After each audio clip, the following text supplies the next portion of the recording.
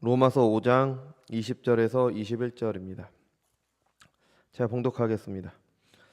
율법이 들어온 것은 범죄를 더하게 하려 함이라. 그러나 죄가 더한 곳에 은혜가 더욱 넘쳤나니 이는 죄가 사망 안에서 왕노릇한 것 같이 은혜도 또한 의로 말미암아 왕노릇하여 우리 주 예수 그리스도로 말미암아 영생에 이르게 하려 함이라. 아멘. 기도하겠습니다. 거룩하고 존귀하신 주님, 은혜와 사랑을 감사드립니다. 오늘도 주님의 날 허락하셔서 공예배로 하나님께 영광 돌릴 수 있게 하신 은혜 감사드립니다. 주님, 저희들이 예배 시간을 통해서 하나님의 은혜를 받아 누릴 수 있도록 인도하여 주옵소서. 주님의 말씀 듣는 시간입니다. 우리 안에 계신 성령께서 함께 하셔서 듣는 말씀 가운데 하나님의 음성을 듣는 시간 될 수 있도록 인도하여 주옵소서. 감사드리며 사랑이 많으신 예수님의 이름으로 기도드렸습니다. 네. 로마서 5장부터 시작된 주제가 뭔지 기억하십니까? 로마서 5장에서 우리가 이 로마서 5장부터는 이제 무엇에 대해서 이야기를 하고 있다라고 말씀을 드렸습니다. 구원의 확신이었습니다. 그래서 내 안에서 나오는 주관적인 그런 확신이 아니라 객관적인 분명한 근거가 있는 확신들에 대해서 로마서 5장이 이제 다루고 있습니다. 그리고 12절부터 시작된 아담과 그리스도의 공통점과 차이점을 통해서도 우리는 분명히 구원을 확신하게 됩니다. 이 분명한 사실들이기 때문에 우리는 구원을 확신하게 되죠. 성경을 지어낸 이야기라고 생각하는 사람들은 이러한 확신이 있을 수가 없습니다. 아담을 인정하지 않으니까요. 그러니까 어떤 사람들은 어떤 사람들은 신학자라 그러고 목사라고 하고 뭐 그런 사람들 가운데서는 아담이 첫 사람이 아니어도 성경 전체의 계시에 큰 영향이 없다라고 그렇게 생각을 합니다. 이거는 아주 잘못된 생각이죠. 아담은 실제 하나님께서 창조하신 첫 사람이었고 실제 존재했던 이 땅을 살았던 사람이 아니라면 바울이 말하는 아담과 그리스도의 관계는 허구의 것이 됩니다. 그냥 지어낸 이야기가 되는 거예요. 그러니까 아담이 없었다면은 성경 전체의 계시도 없는 겁니다. 그러니까 이 하나님의 계시는 이 하나님의 계시를 통해 만들어진 세계관은 그냥 얼기설기 이렇게 뭐 끼워 맞추고 그런 식으로 된 게 아니라 굉장히 체계적입니다. 체계적. 그래서 성경에 나와 있는 뭐가 하나가 잘못됐다면 나머지 것들이 전부 다 모순이 생기게 됩니다. 그래서 이제 그 하나님의 오직 성경만이 하나님의 계시라는 것은 이 하나님께서 우리에게 주신 66권의 정경, 우리가 가지고 있는 이 성경이 하나님의 계시이면서 그리고 이 66권 전체가 빼먹을 거 없이 우리에게 주신 하나님의 계시라는 걸 믿고 받아들일 때 우리가 제대로 하나님의 계시를 이해할 수가 있습니다. 그냥 함부로 뭐 어느 부분은 믿고 어느 부분은 믿지 않고 뭐 어느 부분은 잘못됐고 뭐 이런 식으로 하면은 성경 전체가 모순이 돼 버려요. 그래서 하나님께서는 아담을 창조하시고 아담과 언약을 맺으셨습니다. 이거는 분명한 사실이죠. 아담을 대표로 모든 인류와 언약을 맺으셨습니다. 아담의 불순종의 결과 죄가 세상에 들어오고 사망이 왕노릇하는 세상이 되었습니다. 이것은 우리가 분명히 확신할 수가 있죠. 왜냐하면 우리가 눈으로 확인하고 있잖아요. 사망이 왕노릇하는 세상을 눈으로 확인할 수가 있고 성경에 기록된 이스라엘 역사가 이것을 증명하고 있습니다. 왜 세상이 이렇게 됐냐? 아담이 선악과를 따먹어서 아담이 그 언약을 깨트렸기 때문에 사망이 들어오고 그 사망이 왕노릇하기 때문에 세상이 이렇게 됐다. 우리가 눈으로 분명히 확인할 수 있는 사실이죠. 아담의 확실한 불순종과 그에 따른 결과를 우리는 직접 확인하고 있죠. 그리고 예수님께서 인류의 대표로 오셔서 하나님과 언약을 맺으셨습니다. 이것도 확실한 거잖아요. 언약을 맺으셨다는 것은 마지막 유월절 식사를 하시면서 성찬을 제정하셨죠. 그리고 이 잔은 내 피로 세운 새 언약이라고 분명히 말씀하셨잖아요. 하나님께서는 인류의 대표로 사람으로 오셔서 인류의 대표로 하나님과 언약을 맺으셨습니다. 그리고 그 언약에 순종하셨습니다. 죽기까지 순종하셨잖아요. 십자가에 달려 죽기까지 순종하셨잖아요. 그 순종도 확실한 거잖아요. 역사적으로 근거가 있는 거잖아요. 우리가 분명히 확인할 수 있는 거잖아요. 아담이 불순종했더니 그 사망이 왕노릇했고 예수님이 확실하게 순종을 했잖아요. 그러면은 예수님의 순종의 결과 우리가 구원받을 것도 확신할 수가 있는 거죠. 그래서 우리는 우리의 구원을 확신할 수가 있는 겁니다. 내가 예수님을 강하게 믿으니까 나는 정말 예수님을 신뢰하니까 그래서 구원을 확신하는 게 아니라 우리에게 주어진 명백한 계시가 명확하니까 분명하니까 내가 그걸 통해서 확신을 하게 되는 겁니다. 내 안에서 나오는 확신이 아니라 객관적인 근거를 통해서 확신을 하는 거예요. 하나님의 말씀이 분명하니까. 아담의 범죄가 확실했고 그 결과 사망의 왕노릇이 확실하고 예수님의 순종이 확실합니다. 그럼 예수님의 순종의 결과 그를 믿는 모든 사람이 의인이 되는 것도 확실한 거죠.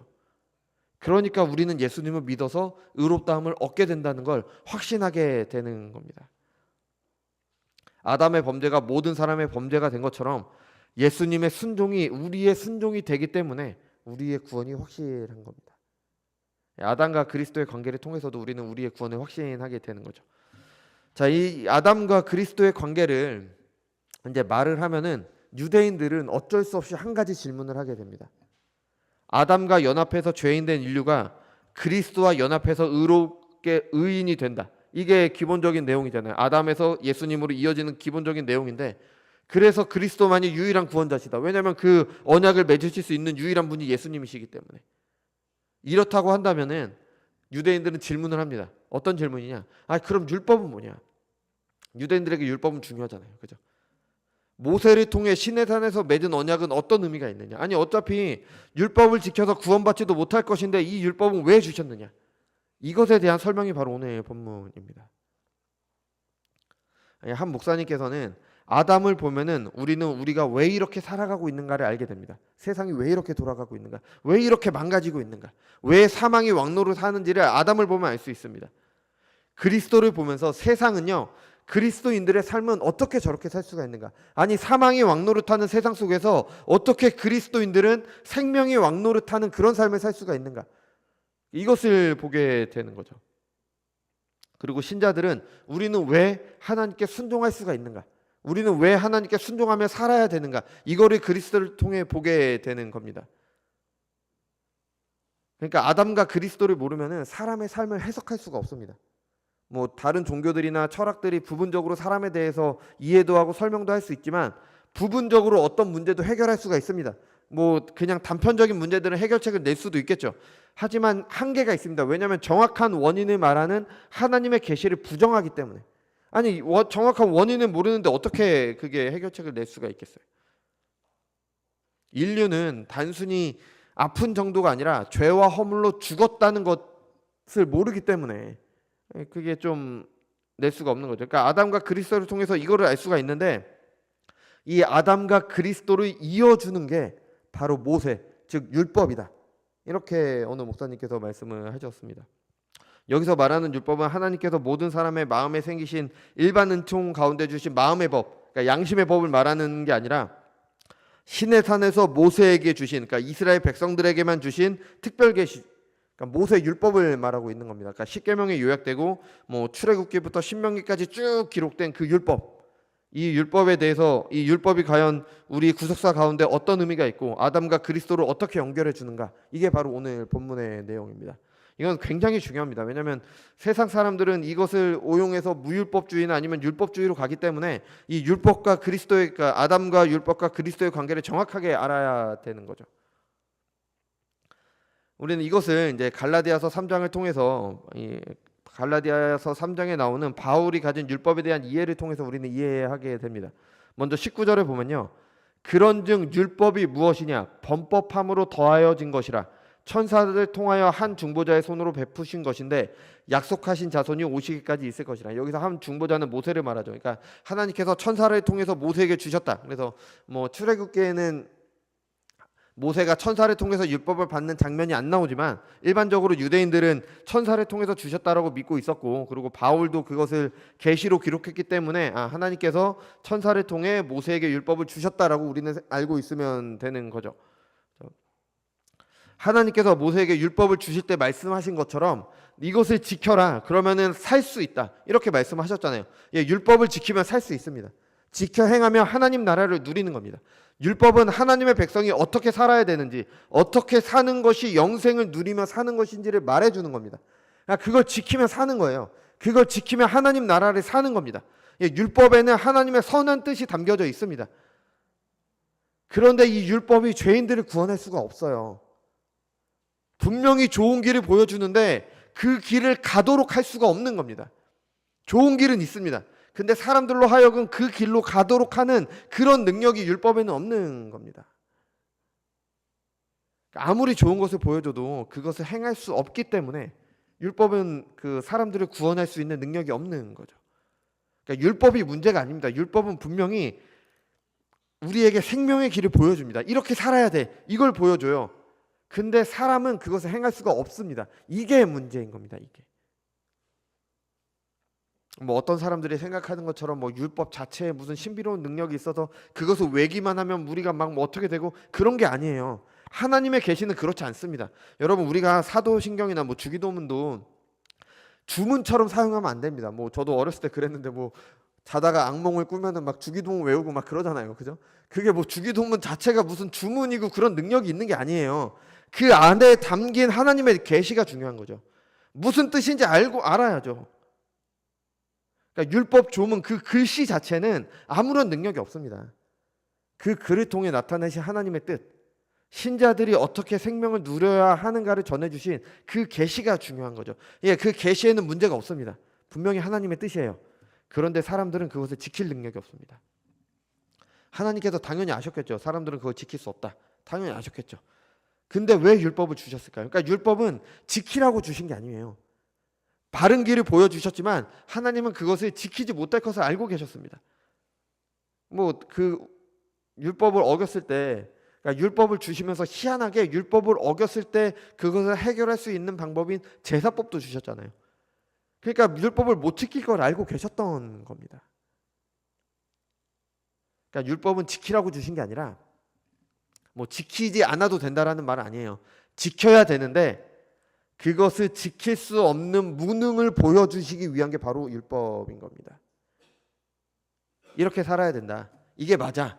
근데 너네는 이렇게 못 살아. 이렇게 이것을 알려주시기 위한 계시가 바로 하나님의 율법인 거죠. 예, 그래서 율법이 직접 죄인들을 구원할 수 없습니다. 분명한 하나님의 뜻을 말하는 대로 죄인들을 구원할 수 없죠. 하지만 율법도 하나님의 구원 계획 가운데 아주 중요한 역할을 합니다.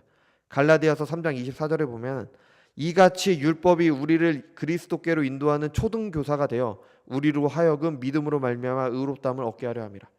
율법 자체가 사람을 구원할 수 없지만 율법은 사람들에게 죄를 드러냅니다. 너는 죄인이야. 너는 이 길을 행할 수 없어. 너는 죄인이야. 너에겐 소망이 없어. 그래서 우리를 그리스도께로 향하게 만드는 겁니다. 그래서 초등교사라고 바울은 그렇게 설명하고 있는 거죠. 오늘 본문에서 바울은 이와 같은 내용을 율법이 들어온 것은 범죄를 더하게 하려 함이라. 그러나 죄가 더한 곳에 은혜가 더욱 넘쳤나니라는 말로 이제 설명을 하고 있습니다. 율법이 들어온 것이라고 할 때 이 들어왔다라고 번역된 이 헬라어는요. 원래는 뭐뭐와 함께 들어오다라는 의미예요. 그러니까 이게 성경에서 2번 사용되는데 갈라디아서 2장 4절에 보면은 교회에 들어온 거짓 교사들에 대해서 얘기할 때 이는 가만히 들어온 거짓 형제들 때문이다. 여기서 가만히 들어왔다는 게 이게 같은 단어입니다. 그러니까 그냥 들어왔다기보다는 다른 것들과 함께 슬며시 들어와서 어떤 역할을 하는 걸 얘기를 하는 거죠. 율법은요 그냥 들어온 게 아니라 슬며시 들어와서 원래 있던 죄와 함께 어떤 역할을 하는 겁니다. 이게 율법의 독특한 역할인 거죠. 율법이 들어온 것은 그냥 율법 자체로 사람들을 구원하기 위한 게 아니라 원래 율법이 있기 전부터 있었던 죄와 함께 어떤 역할을 하는 겁니다. 율법이 온 것은 죄와 함께 역할을 해서 죄인들이 죄가 무엇인지를 알리기 위해서, 또 죄인들이 죄를 지을 수밖에 없다는 걸 알리기 위해서 들어왔습니다. 당연히 율법이 있기 전에도 죄는 있었습니다. 율법이 죄를 만드는 게 아니에요. 율법은 본래 있었던 죄를 죄라고 알리는 겁니다. 여러분, 죄가 무엇입니까? 우리 이 죄에 대한 개념부터 정확하게 알고 있어야 되는 겁니다. 세상법에서는 죄를 결과를 가지고 판단을 해요. 어떤 사람이 어떤 행동을 해서 결과가 나와야지 죄를 여기고 처벌을 합니다. 아, 저 사람은 좀 이따 도둑질을 할 것 같아. 그래서 그 사람을 잡아서 처벌할 수는 없잖아요. 도둑질을 한 결과 그게 있어야지 처벌을 할 수가 있는 거잖아요. 이게 세상법이잖아요. 근데 성경이 말하는 죄는 좀 다릅니다. 결과는 죄의 열매이지 죄 자체가 아닙니다. 죄는요, 하나님과 관계가 깨뜨려진 게 바로 죄입니다. 여러분, 아담과 하와가 선악과를 따먹었잖아요. 그 따먹은 행위가 죄가 아니라 하나님의 특별 계시, 먹지 말라는 하나님의 특별 계시를 받았음에도 그 하나님을 거역하고자 했던 그것이 바로 죄인 겁니다. 하나님과의 잘못된 관계, 이게 바로 죄가 되는 거죠. 그리고 그 결과, 그 죄의 결과 선악과를 따먹는 것으로 열매를 맺게 되는 겁니다. 그러니까 나쁜 나무가 나쁜 열매를 맺게 되는 거죠. 그러니까 율법은 바로 이런 죄를 말해줍니다. 그 우리 신앙의 선배 중에 어거스틴이라는 분이 계신데 그분의 책 중에서 고백록이라는 책이 있는데 책 이름에서 알 수 있듯이 죄에 대해서 고백하는 내용입니다. 그래서 읽다 보면 굉장히 좀 옛날 책이라서 약간 좀 지루하고 어렵고 그렇습니다. 근데 이 권에 보면은 배를 훔친 사건이 나와요. 젊은 시절에 친구들과 함께 이웃의 배나무에서 배를 훔친 일을 솔직하게 고백을 합니다. 우리도 뭐 서리한다고 그러잖아요. 그러니까 아마 어렸을 때 그렇게 하셨던 것 같습니다.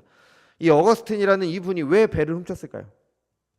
먹을 것을 훔치라면 우리 레미제라블 아시잖아요. 거기서 나오는 장발장처럼 배가 고파서 어쩔 수 없이 훔친다라고 생각할 수 있는데 어거스틴은 이 일에 대해서 이렇게 말합니다. 나는 그것을 먹기 위해서가 아니라 도둑질하는 그 자체를 즐기기 위해서 훔쳤다. 이게 죄의 본질인 겁니다. 그러니까 내가 필요 때문에 훔치는 게 아니라 훔치는 행위 그 자체, 죄를 짓는 그 자체를 즐기기 위해서 죄를 짓는 겁니다. 하나님과의 관계가 잘못됐기 때문에 하나님을 거역하는 것이 즐겁기 때문에 죄를 짓는 게 이게 바로 죄인 겁니다. 이것이 율법을 통해서 하나님은 우리에게 이런 죄의 본질을 알려주십니다. 율법이 있기 전에도 사람들은 하나님을 거역했습니다. 하나님에 대해서 몰랐으니까 하나님의 뜻이 몰랐음에도 그들의 마음을 따라 행하면서 하나님을 거역했습니다. 이게 사람들의 죄였죠. 근데 하나님께서 율법을 통해 하나님께서 하나님의 뜻을 알리셨어요. 이게 맞다. 이렇게 살아야 된다. 이게 하나님의 뜻이다. 심지어 이스라엘 백성들은 애굽에서 불러내신 이후에 율법을 주셨습니다. 구원하신 이후에 이렇게 사는 게 맞아. 아니 너희는 하나님의 백성이잖아. 하나님 나라를 이루어야 되잖아. 그냥 가나안에서 이렇게 살아야 돼. 이렇게 주신 거예요. 그러면 그 율법을 받은 사람들은 어떻게 해야 될까요? 아니 정상적이라면 어떻게 해야 돼요? 그렇게 살아야죠. 그 율법을 주셨으니까, 생명의 법을 주셨으니까 그렇게 살아야죠. 근데 사람들은 그렇게 하지 않습니다. 죄가 죄인 줄 알았다면 그 죄를 짓지 말아야 될 거 아니에요.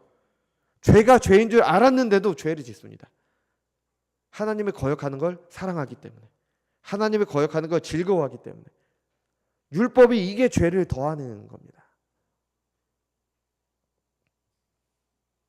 하나님을 거역하는 것이 잘못되었다는 것을 알면서도 하나님을 거역하는 것을 좋아하기 때문에 하나님의 법을 따르지 않는 겁니다. 그래서 이제 죄가 범죄를 더하게, 율법이 범죄를 더하게 되는 겁니다.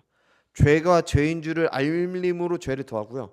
또한 죄가 죄인 줄을 알면서도 그것을 행하는 사람들의 본성을 드러내기 때문에 죄를 더하게 되는 거죠. 그래서 율법이 있는 곳에 죄가 더하여지는 겁니다. 뭐 율법이 죄를 짓도록 만든다 이게 아니에요. 율법은 바른 길을 줍니다. 사람들은 그걸 통해서 내가 잘못된 길을 왔구나, 이게 죄구나라는 걸 알게 되죠. 죄가 더해집니다. 게다가 이게 잘못된 길이라는 걸 알면서도 다시 그것을 행합니다. 그러니까 죄가 죄인 줄 알면서도 또 다시 죄를 짓게 됩니다. 왜? 하나님을 거역하기 위해서. 그러니까 범죄가 더하여지는 거죠. 아담과 하와랑 똑같잖아요. 그들도 분명히 선악과를 따서 먹지 말라는 하나님의 계시를 받았잖아요. 안 먹어야 되는 거예요. 안 먹어야 되는 거. 먹지 말아야 되는 겁니다. 그럼 안 먹으면 됐잖아요. 근데 먹었습니다. 그것도 아주 가만히 있었으면 하나님의 뜻을 따랐을 것을 적극적으로 나서서 그 열매를 따서 먹은 겁니다.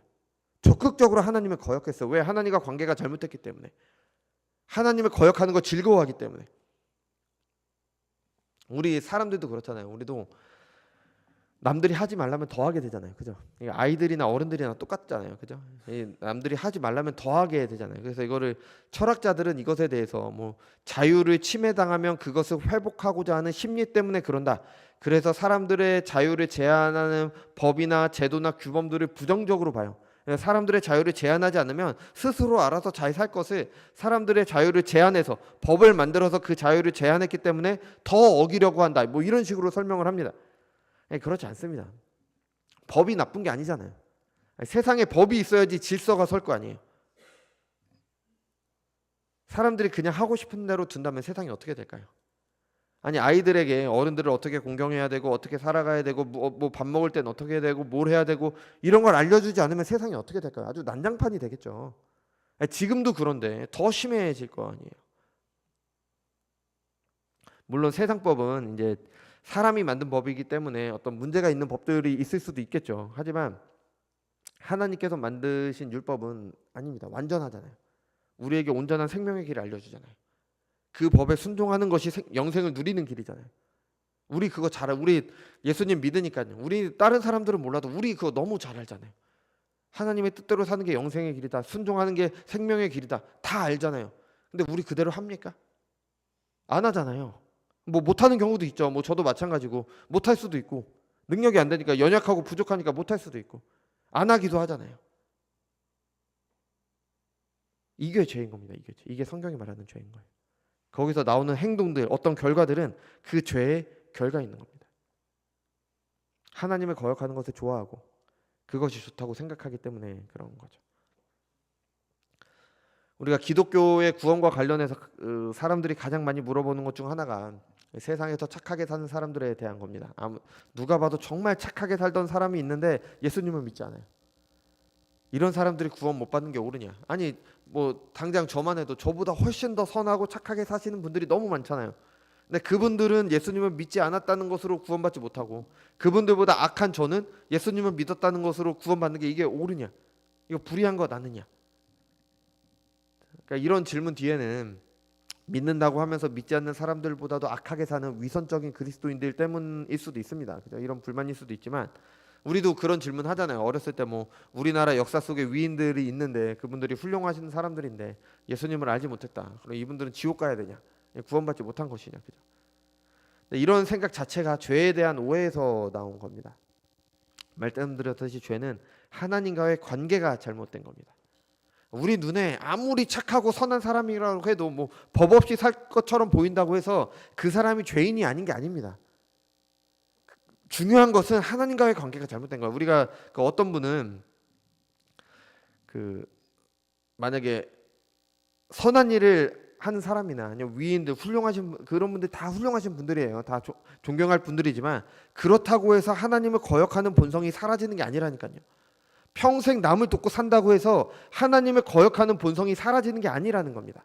그런 분들한테 가서 우리 예수님 믿으십시다. 하나님을 예배해야 됩니다. 이렇게 얘기하잖아요. 단박에 거절합니다. 화를 낼 수도 있어요. 분노할 수도 있는 겁니다. 정말 선하고 정말 착하고 부모님께 효도하고 남들에게 모범되는 어떤 분이 계시다고 해봅시다. 근데 그분이 다른 것은 정말 다 모범적인데 하나님의 말씀에 대해 적대적이다. 교회 가자고만 하면은 이제 뭐 안다고 예수 믿자는 말에 반대한다. 아무리 선하고 착해 보여도 죄인인 겁니다. 하나님과의 관계가 잘못된 거예요. 이게 문제인 겁니다. 이게 문제. 우리는 예수를 믿기 때문에 의인이고 아무리 훌륭해도 예수님을 믿지 않기 때문에 죄인이라고 하면 좀 불공정해 보이죠. 근데 이게 죄에 대한 오해 때문에 그러는 겁니다. 하나님과의 관계가 잘못된 겁니다. 오직 그 관계를 올바르게 해주시는 그리스도를 통해서만이 구원이 가능한 거죠. 여러분 이것을 분명하게 해야 되는 겁니다. 우리가 예수님을 믿는 우리가 안 믿는 그런 훌륭하신 분들 있잖아요. 그분들보다 더 낫다는 게 아닙니다. 그분들이 훌륭하세요. 훌륭하신 부분이 있습니다. 근데 하나님과의 관계가 잘못된 게 문제라니까요. 우리는 구원받은 죄인들일 뿐입니다. 그렇다고 해서 이게 핑계가 돼서는 안 돼요. 우리는 하나님과 올바른 관계에 들어갔기 때문에 더 나은 의, 생명의 법을 따르는 삶이 나와야 되는 겁니다. 우리의 의가 바리새인의 의, 그 위선적이었던 바리새인의 의보다 높지 않으면 안 된다라고 예수님께서 말씀하셨잖아요. 당연히 우리는 세상에도 더 착하고 더 선하게 살아야 되는 겁니다. 너무나 당연한 거죠. 근데 그게 핵심이 아니라 그게 죄의 핵심이 아니라는 겁니다. 죄는 하나님과의 관계의 문제인 겁니다.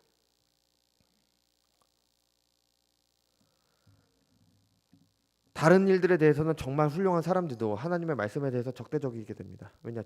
죄인들이기 때문에. 여러분 이거는 교회에서도 가능합니다. 이게 어떤 목사님이 예를 드신 겁니다. 사업을 해야 되나 말아야 되나 하는 그런 것들을 위해서 기드원 원장의 말은 잘 따릅니다. 기드원 원장이 점쟁이처럼 해라 말하는 것은 잘 따릅니다. 그런데 하나님의 법에 순종하라는 말은 거절합니다. 여러분 이게 하나님의 법을 따르는 겁니까? 이게 하나님을 믿는 겁니까? 이건 미신 믿는 거잖아요. 미신 믿는 거. 사도행전에 이런 사람들의 모습을 아주 잘 보여주죠. 바울이 이제 빌립보에서 귀신 들린 여종을 만났습니다. 그 여종이 바울 일행을 하도 괴롭히니까 근데 바울이 그 여종에게서 귀신을 내쫓았습니다. 근데 그 여종의 주인은 그 귀신 들린 여종을 통해서 그 여종이 뭔가 능력이 있었겠죠. 그래갖고 많은 돈을 벌었던 것 같습니다. 바울이 귀신을 쫓아내서 돈 벌 수 있는 길이 없어지니까 바울을 뭐 로마의 풍속을 해친다는 핑계로 이제 고발을 하게 되는 거죠. 여러분, 이 사람을 보십시오. 돈을 잘 벌게 해준다면 귀신의 말도 잘 따릅니다. 귀신의 말도 듣잖아요. 그런데 정작 하나님의 말씀에는 순종하지 않습니다. 이게 사람들의 모습이고 이게 교회 안에서 모습입니다. 하나님을 믿는다고 하면서 온갖 이상한 것은 다 따라가는데 정작 하나님의 법은 무시합니다. 온갖 종교 행사, 종교 생활은 열심인데 하나님께 순종하는 것에는 적대적일 수 있습니다. 여러분, 성령이 주시는 은사 신자들에게는 유익입니다. 필요하죠. 교회를 세우기 위해 각자에게 은사를 주시는 겁니다. 이건 성경이 말하는 거잖아요. 그런데 은사 주인은 잘못된 겁니다. 은사는 하나님께서 교회를 세우기 위해 모든 사람들에게 주시는 거지만 은사 주인은 잘못된 거예요. 뭐 어떤 은사가 최고다, 무슨 예언 기도한다, 치유 집회한다, 그런 것에 반응하는 게 신앙이라고 착각해도 안 되는 겁니다. 아무리 쫓아다녀도 하나님의 말씀에 대해 적대적이라면 신앙이 아닌 겁니다. 그런데 많이 쫓아다니시는 분들 보세요. 하나님의 말씀 배우자, 우리 하나님의 말씀 배우자, 하나님의 뜻대로 한번 살아가 보자, 이렇게 말하잖아요. 적대적이 됩니다. 안 와요. 그렇잖아요. 그죠? 우리도 그렇지 않습니까? 교회에서 뭐 하자 오실 수 있죠. 하나님의 말씀 배우자. 당장 수요일만 해도 우리 안 오잖아요. 그죠? 수요일날 제 교회에 오시라는 것도 아니라 줌으로 하자는 것도 안 하시잖아요. 그죠?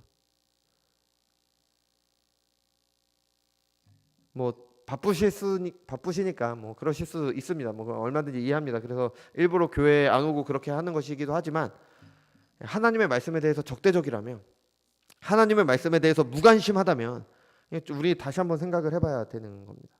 아무리 다른 것을 하더라도요. 하나님의 말씀보다 기도발이 센 누군가가 전해주는 하나님께 직접 받은 계시들을 더 따르는 것이 하나님을 거역하는 죄인들의 모습이라는 겁니다. 이런 일은 기복신앙을 따르던 과거의 분들에게만 있었던 일일까요? 아닙니다. 지금도 있어요. 우리도 그럴 수 있습니다. 여러분, 두려워하십시오.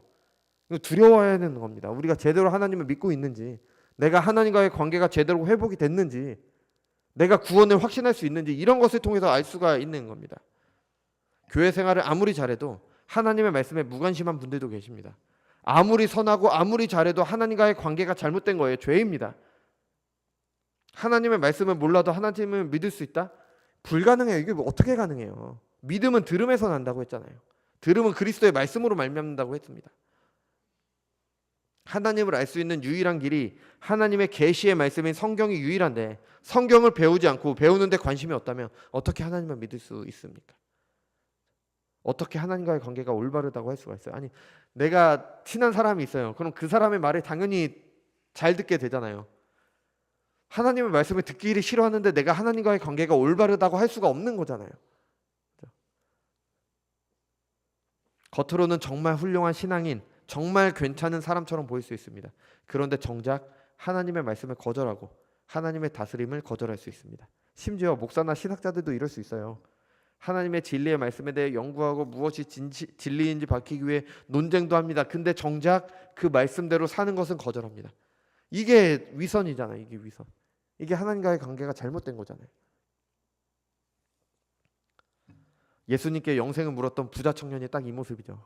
나는 모든 율법을 다 지켰습니다. 나 정도면 영생을 얻을 만하지 않습니까? 근데 예수님께서 정말 율법을 지키는 게 무엇인지 말하자 가진 재산이 많아서 근심했습니다. 여러분, 이게 우리의 모습일 수도 있습니다. 두려워야 됩니다. 자기 의를 세우기 위한 일들은 열심히 합니다. 그런데 정작 하나님의 말씀에는 관심이 없습니다. 참 예수님을 믿는다는 거는, 이 예수님을 진짜 믿는다는 건요, 우리의 본성과 정말 맞지 않아요. 사람들은 예수님을 믿는다고 하면서 종교 행사에는 열심입니다. 열심을 내요. 왜냐하면 그게 더 편해요. 그게 더 쉽습니다. 종교 행사에 열심을 내는 게 더 쉬워요. 근데 하나님의 말씀을 배우고 그 말씀대로 사는 게 훨씬 더 어렵습니다. 그러니까 얼마나 우리의 본성과 맞지 않은지 이제 알게 되는 거죠. 그러니까 우리가 죄인임을 말해 주는 겁니다. 율법이, 하나님의 말씀이 우리가 죄인임을 더욱더 드러내 주는 겁니다. 하나님의 말씀이 선명하게 전해질수록 우리의 죄가 더욱더 선명하게 드러나는 겁니다. 스데반이 천사의 얼굴을 하면서 설교를 할 때 사람들은 그를 돌로 쳤습니다. 죄가 드러나니까. 분명히 하나님의 말씀을 전했잖아요. 근데 돌로 쳤습니다. 우리도 그 말씀 앞에 마찬가지죠. 사람들에게 하나님의 말씀 설교는 불편할 수밖에 없습니다. 하나님의 말씀은 살아있고 활력 있어 좌우에 날선 어떤 검보다도 예리하여 혼과 영과 및 관절과 골수까지 찔러 쪼개기까지 하며 또 마음의 생각과 뜻을 판단하나니 지으신 것이 하나도 그 앞에 나타나지 않음이 없고 우리의 결산받으시 이의 눈앞에 만물이 벌거벗은 것 같이 드러나느니라. 자기 죄를 드러나는데 내가 잘못됐다라고 말하는데 이제 설교를 좋아하기가 쉽지 않습니다. 근데 바울은요 20절 뒷부분에서 이렇게 말하죠. 그러나 죄가 더한 곳에 은혜가 더욱 넘쳤나니. 하나님의 말씀이 죄를 드러내는 것으로 끝나지 않습니다. 죄인이다며 이제 절망하도록 하는 것이 그거에서 끝나지 않죠. 죄를 알도록 하시는 것은 예수님께로 가도록 하시는 은혜의 수단이 됩니다. 죄를 알도록 하시는 것 자체가 은혜입니다. 병원에서 제대로 된 치료를 받기 위해서 제대로 된 진단을 받는 것과 같은 거죠. 게다가 그 죄를 알리신 것에 그치지 않아요. 아까 말씀드렸듯이 죄를 알리는 율법과 함께 제사법을 주셨어요. 죄를 알리셨으면 그 죄를 해결할 수 있는 방법도 주신 겁니다. 율법은 복음을 미리 보여주고 있습니다. 율법으로 하나님과 잘못된 관계에 있어 사망이 왕노릇한다는 것을 보이셨습니다. 그리고 그들을 위해 그 죄인들을 위해 예수 그리스도를 보내셨습니다. 죄가 더한 곳에 그리스도의 은혜가 더욱 빛나게 됩니다. 그 죄인들을 구원하신 그리스도의 은혜가 더욱 빛나게 되는 거죠. 하나님께서 죄 때문에 우리에게 은혜를 안 주시지 않습니다. 사람들은 친절을 베풀었다가도 그 사람이 무례하게 행동을 하면은 우리는 그 친절을 거두어 드리잖아요. 이게 사람이잖아요. 하나님께서 주시는 은혜는 아닙니다. 아담과 하와가 하나님을 거역하고 하나님을 피해 숨었죠. 근데 하나님은 기어코 그들을 찾아가셔서 그들에게 은혜를 베푸셨습니다. 베드로가 예수님을 3번 부인하고 고향으로 내려가서 다시 어부회의를 했잖아요. 예수님께서는 그 베드로를 찾아가셔서 다시 그를 부르셨습니다. 바울은 교회를 핍박했던 사람입니다. 그런데 예수님께서 그를 찾아가셔서 구원하셨습니다. 나는 사도 중에 가장 작은 자라. 나는 하나님의 교회를 박해하였으므로 사도라 칭함받기를 감당하지 못할 자니라. 그러나 내가 나 된 것은 하나님의 은혜로 된 것이니 내게 주신 그의 은혜가 헛되지 아니하여 내가 모든 사도보다 더 많이 수고하였으나 내가 한 것이 아니요 오직 나와 함께 하신 하나님의 은혜로다. 아멘. 어떤 것도 하나님의 은혜를 막을 수가 없습니다. 우리가 어떤 죄인이라고 해도 하나님께서 우리에게 주신 그 은혜를 막을 수가 없습니다. 어느 신학자의 표현처럼 어떤 죄의 댐도 하나님의 넘쳐 흐르는 은혜의 물결을 막을 수는 없는 겁니다. 하나님의 말씀이 내 죄를 드러낼 때, 그래서 내 안색이 바뀌고 내 기분이 나빠질 때 기뻐하십시오. 나의 죄가 드러날수록 나를 향한 그리스도의 은혜가 더욱 밝히 드러나게 될 것입니다. 내 죄가 아무리 커도 그 죄를 내가 아무리 꽁꽁 숨겨놨다고 해도 이미 하나님은 다 알고 계십니다. 내게 그 죄를 알게 하심으로 하나님의 은혜 앞에 회개하도록 하시는 은혜의 순간입니다. 나의 의를 드러내며 자랑할 것도 없지만 내 죄 때문에 절망할 것도 없습니다. 하나님을 거역할 수밖에 없는 내 모습에 애통하고 슬퍼해야 됩니다. 나에게 소망 없음을 인정해야 됩니다. 그렇지만 이런 죄인들에게 베풀어진 하나님의 은혜에 더욱 감사해야 되는 겁니다. 내가 전에는 비방자요 박해자요 폭행자였으나 도리어 긍휼을 입은 것은 내가 믿지 아니할 때에 알지 못하고 행하였음이라. 우리 주의 은혜가 그리스도 예수 안에 있는 믿음과 사랑과 함께 넘치도록 풍성하였도다. 믿보다 모든 사람이 받을 만한 이 말이여 그리스도 예수께서 죄인을 구원하시려고 세상에 임하셨다 하였도다. 죄인 중에 내가 괴수니라. 바울은 자신을 죄인 중에 괴수라고 얘기를 합니다. 그러면서도 그리스도 예수 안에 있는 믿음과 사랑과 함께 넘치도록 풍성한 주의 은혜를 말하고 있는 겁니다. 그 은혜를 경험했기 때문에 우리도 우리의 죄를 드러내는 하나님의 말씀 앞에서 하나님의 은혜를 찬양할 수 있는 겁니다. 이 은혜를 이제 바울은 21절에서 다시 말합니다. 이는 죄가 사망 안에서 왕노릇한 것 같이 은혜도 또한 의로 말미암아 왕노릇하여 우리 주 예수 그리스도로 말미암아 영생에 이르게 하려 함이라. 사화를 유혹했던 마귀는 지금도 사람들을 속입니다. 죄는 많은 것을 준다. 죄를 지으면 행복해질 것이다. 그리스도인이 된다는 것은 아주 많은 것을 포기하고 고되고 어려운 길을 무거운 발걸음으로 가는 것이다. 그리스도인이 되지 않고 마음대로 죄를 짓고 사는 사람들은 기쁨으로 충만한데 그리스도인들은 가진 것이 없다. 여러분, 전혀 그렇지 않습니다. 죄는 많이 주고 행복을 주는 것 같지만 모든 것을 빼앗습니다. 마약을 한 사람들은 그 마약 때문에 고통을 잊고 즐거운 것 같지만 곧 다시 현실로 돌아오게 됩니다. 그것에 중독되어 그의 삶 전부를 빼앗기게 됩니다. 죄가 약속하는 기쁨이 이와 같습니다. 주는 것 같지만 결국 항상 빼앗아 갑니다. 그런데 은혜는 아닙니다. 하나님의 은혜는 항상 풍성하게 줍니다. 우리의 죄를 드러내는 하나님의 법은 우리를 망하게 하지 않습니다. 사람들이 생각하는 자유를 억압하는 것처럼 보이는 하나님의 법은 죽음의 길로 가는 사람들을 지키기 위한 겁니다. 여러분, 은혜의 왕노릇은요, 사망의 왕노릇이 하는 세상 중에도 계속 있었습니다. 아담에게 여자의 후손을 통한 구원을 약속하실 때부터 계속 있었어요. 온 세상이 죄를 빠졌을 때 노아 가정이 있었고요.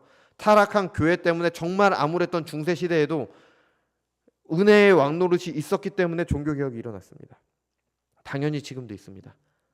세상 아무리 지금 교회가 암울하고 뭐 세상이 타락했고 그렇게 하더라도 세계 곳곳에서는 바른 복음이 전해지고 그 복음대로 살아가는 성도들, 은혜가 왕노릇하는 그런 성도들이 있습니다. 그리고 그 은혜는 우리에게도 허락되고 있는 겁니다. 죄가 드러나면 드러날수록 하나님의 은혜는 더욱 밝게 빛날 것입니다. 데살로니가 전서 이제 5장 19절에서 바울은 한 가지 죄를 언급합니다. 성령을 소멸하지 말며. 사람이 어떻게 하나님이신 성령을 소멸할 수 있겠습니까? 이것은 하나님의 말씀을 통해 성령께서 알도록 하시는데도 그것을 무시하는 죄를 말하는 겁니다.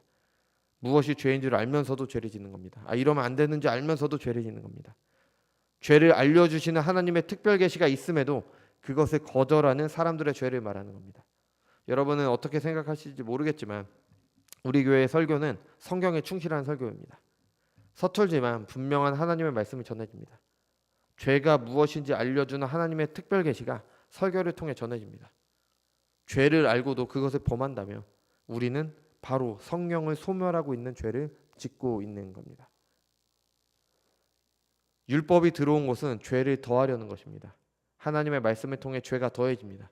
우리가 아담과 같은 죄인이라는 것, 하나님의 계시를 받았는데 하나님께 불순종하는 죄인임을 알립니다.